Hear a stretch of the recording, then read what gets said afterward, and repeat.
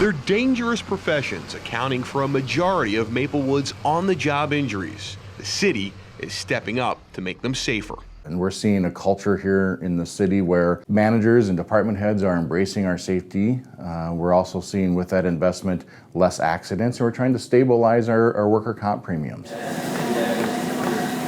Maplewood's police and fire departments are taking several steps to prevent muscle strains and soft tissue injuries, from encouraging staff to work out and stretch on duty to investing in technology and training.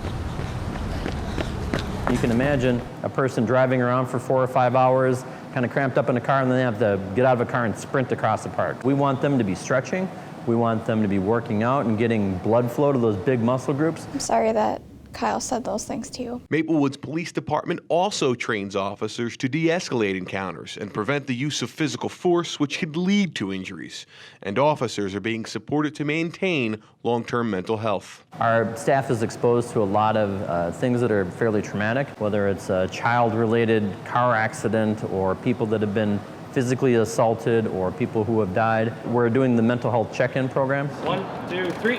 You could see the weight that all these guys had to support. On top of my 200 pounds, they also had to support the weight of the stretcher. And it's a very unsettling feeling for patients when you're lifted up into the air and you feel like you're gonna tip over. A lot of the things that we previously had to do to lift patients have gone by the wayside.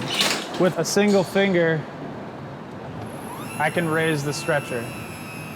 Its new ambulance makes for safer loading compared to older rigs. We're not even high enough right now, we'll have to go up. So here you can see a shoulder strain or potential elbow strain. They just had to lift, again, my upper body weight in to catch that hook. Again, feels very tippy for the patient, and they have to try to guide me in. With one finger operation,